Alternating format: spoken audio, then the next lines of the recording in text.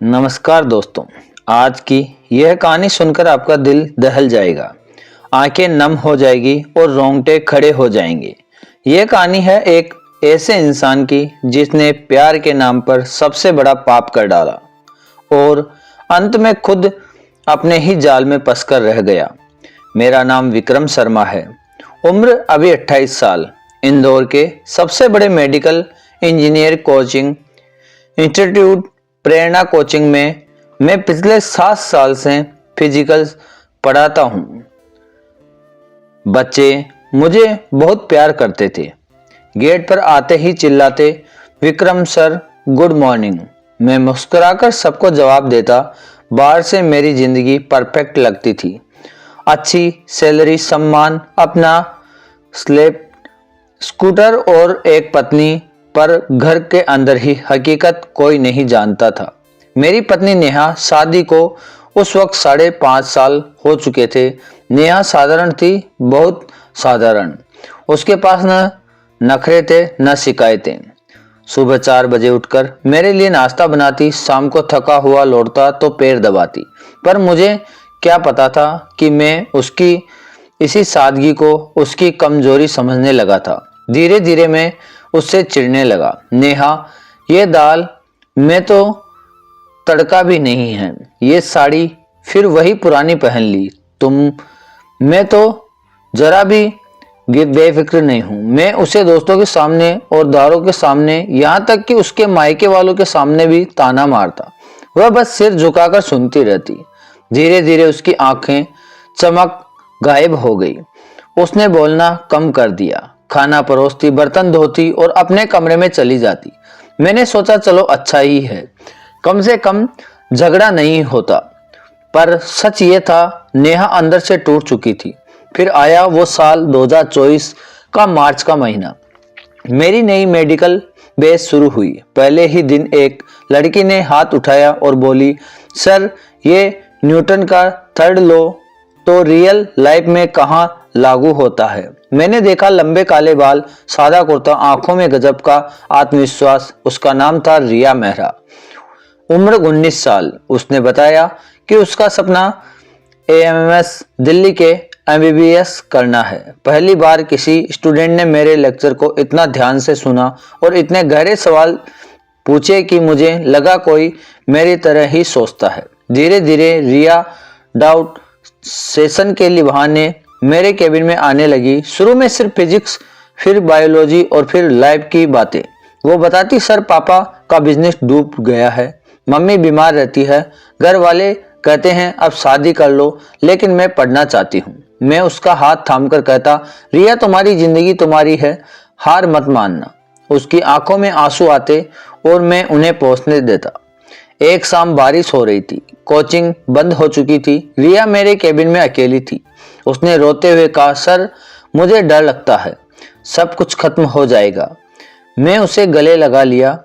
उस दिन पहली बार मैंने उसे किस किया और उसी दिन मैंने फैसला कर लिया, यह लड़की मेरी है, सिर्फ मेरी। अब मैं घर जाता तो नेहा को चेहरा देखकर गुस्सा आता।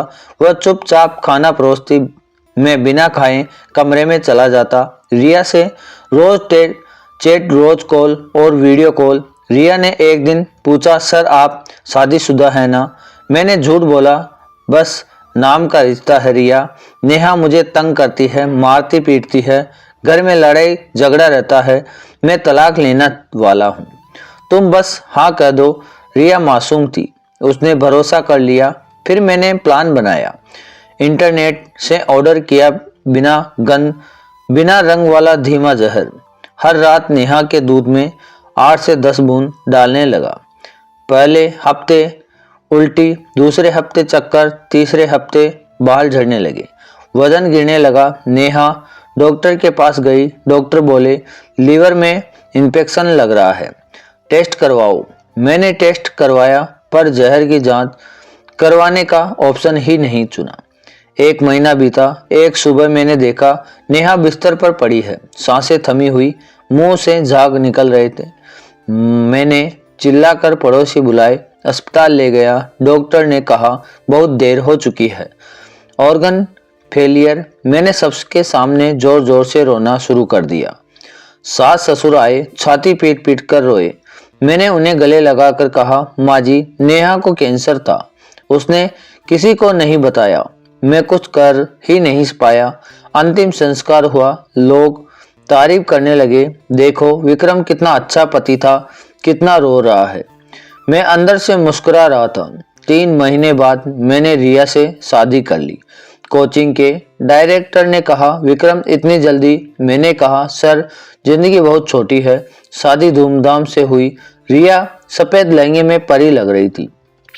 पहली रात में कमरे में गया, रिया ने शर्माते हुए कहा, विक्रम अलमारी में एक खत रखा है, पहले उसे पढ़ लो। मैंने खत खोला, उसमें सिर्फ 2 लाइन लिखी थी, तुमने जो किया उसका हिसाब बाकी है। नेहा दीदी की आत्मा और मेरा विवेक दोनों जाग गए हैं। रिया में हल्का बक्का रह गया। रिया रोते हुए बोली, मुझे सब पता चल गया विक्रम, तुमने नेहा दीदी को मारा, तुमने मुझे भी उसी जाल में फंसाया।